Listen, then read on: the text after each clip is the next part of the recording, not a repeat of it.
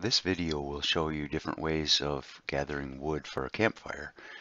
First will be the big wood gathering process, which is a somewhat barbaric method of breaking logs into smaller pieces. And then the second is cutting tools that you can use to cut up the wood that you find. And third is the kindling section, where you will see ways to collect the smaller pieces of wood to get your fire started.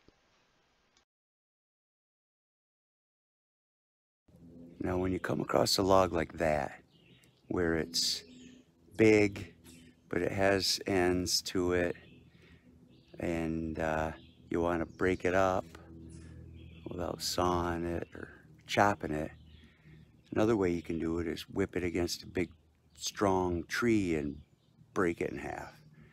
Do that as many times as you can to get as small as you can, and maybe you only have to make a couple cuts to get it into the campfire.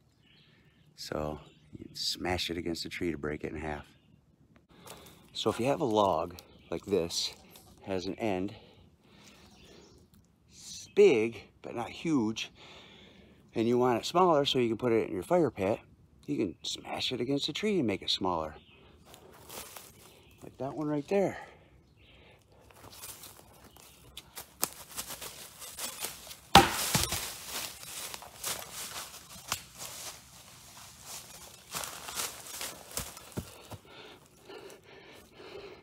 Now I have two little logs. Maybe this one will go again. I'll try.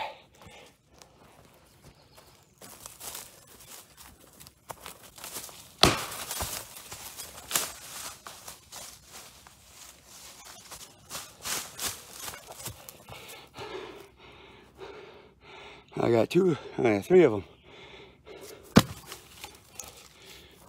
Maybe this one will go smaller.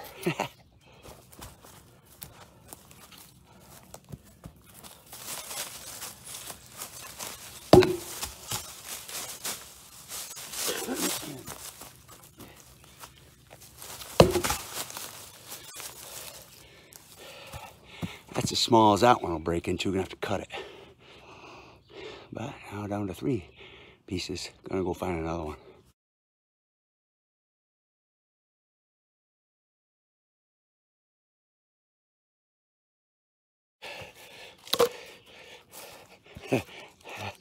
Now I got a campfire. I can go put all these in the campfire pit and have a campfire. Didn't need a saw. Didn't need a saw. All right. So if you have a really big log like this, big one, and you want to make it smaller so it'll fit in your campfire, but it's too big to throw over your head and smash against the tree to break it smaller. Instead, you can just swing it like a big swinger log. Smash it against the tree that way. So I get this thing, I get it into position like it's supposed to be, something like this, and then you kind of come over to the tree, get it so you get like this, you get like that, and then you go like this. Make it smaller. And then you go, take it like that. And then you go like this. Oh, that one's just a flesh wound. We'll finish it off on this one.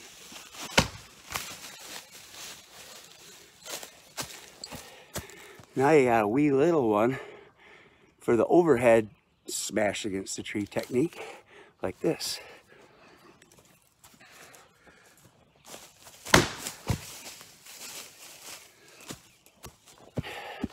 Now I got 4 little logs, and they all probably gonna fit in the campfire ring. How are you gonna cut the wood? A lot of options. Break it with your hand, fastest and easiest, doesn't require a tool. Stomping on it, that breaks it too. No tools required. But if you're gonna take a tools, this is the best one. Folding saw, a little opener thing. That is the campfire wood collecting, cutting, building tool of choice. Folding saw, easy peasy. And then other options are the age-old hatchet. Now, this design was developed back, I think, when we were still apes, or not too much after that. You could build one of these out of a rock and a stick, and maybe some animal sinew. It's effective-ish, but a couple things. You can get stuff in your eye pretty easy because you're close to the chop. You're chopping and stuff's flying and you're close to the chop, so wear at least sunglasses. Keep your hands out of the way because stuff can get lost fast. You cut something with this, it's gonna bleed, but you cut something with this, it's gonna fall off. And the only other good use for it is to wear a kid out. Give them a couple logs, and put some sunglasses on them, and tell them to go start cutting. And it's fun for them, and a lot of work. This is using one of these things is up there with shoveling snow and throwing hay bales into the loft. A lot of energy. Not recommended. Next, you have things like these little saw on a knife, and then the same may exist like that. These have very limited use as well. A stick that big, if it's dead, the kind of stick that you would want to only pick up to burn, you could break it with your foot. Versus going through it like that. Sometimes they're good for getting something started, because sometimes that big of a stick might be a little bit wily to break with your foot, but it might get it started. And the other use is for if you're cutting down little green sticks for marshmallows or hot dog cooking. Otherwise, very limited use. Really, this is the way to go. Folding saw, or if this is all you have, it's better than wee little tiny saws that you could do the job with just breaking with your hands. So those are the main choices of ways to cut your wood. If you're going to cut wood for the campfire, the folding saw, this type of deal right here, old saw that folds, it's the best tool to use. And a couple things to know about these little gadgets is let the saw do the work. Don't try to force it like some other things. You gotta just let the saw do the work. Smooth, easy strokes, and the saw will cut the wood. And the other thing to know about them is some of them cut on the pull, and some of them cut on the push, and some of them cut both push and pull. So feel it out. Feel like do it a few times and see, oh, that one cuts on the pull. So then that's where you wanna, you're just returning and then cutting and returning and cutting. If it's on the push, you're cutting on the push. So just figure out how your saw cuts, which way, the push or the pull, and then smooth, easy strokes, because you can bend them. They'll bend when you get them pushed or pinched too much. And if you do that, these babies will cut a lot of wood for a campfire. So when you're getting ready to cut, set it up away from the ground so you don't jam your saw into the dirt. Get it someplace that you can secure it, ideally with your foot, so your hand doesn't get cut if you accidentally screw up and jump the saw. And then get it ready. Now this saw cuts on the pull, so I basically all the cut is happening on the pull. And then you get a little bit of speed. Keep it smooth and easy. Let the saw do the cutting. If you go too fast, what happens is you bend it and you gotta bend it. And if you think you're doing it both ways, you're wasting your energy on the push. Push, pull is the cut. So some of them cut on the push, some cut on the pull, some cut both ways. Just find out which way it cuts. Nice, smooth, easy strokes. And you're through. Easy peasy. when you're picking up sticks for burning in the fire, especially little ones, they have to snap when they break. They can't bend or like almost snap or get like kind of stuck up on a little bit of the bark. They have to snap clean, pop, done, broken. If they don't, leave them back. And if they squish in your fingers like they've been sitting in the dirt and starting to rot a little bit, leave them. Too much water content.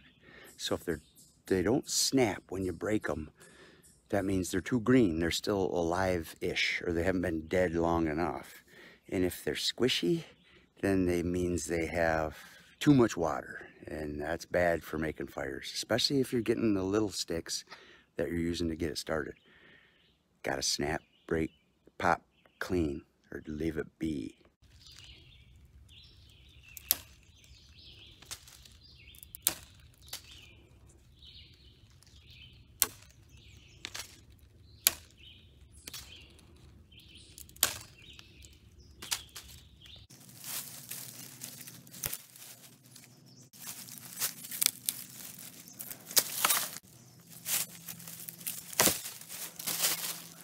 Oh, here's a nice one.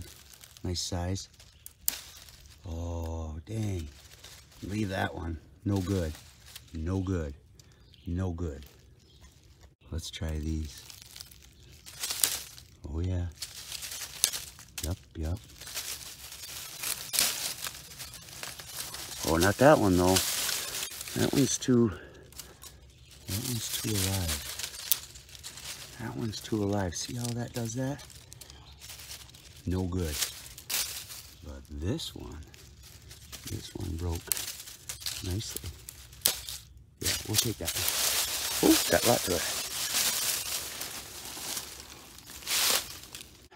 This little pile of sticks, these are good campfire starting sticks. If I break them, oh, that one.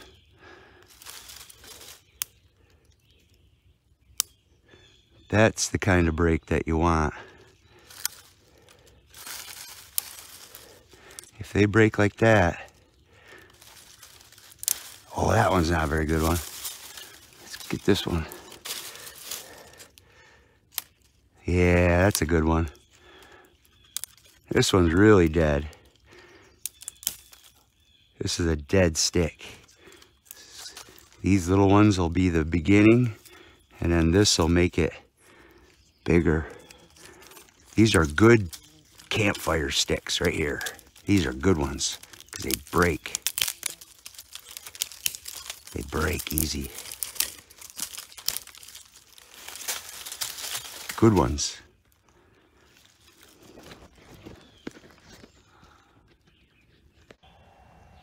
Go to the Playmap channel and see the campfire starting video to find out how you can light all this wood up and make a beautiful warm campfire.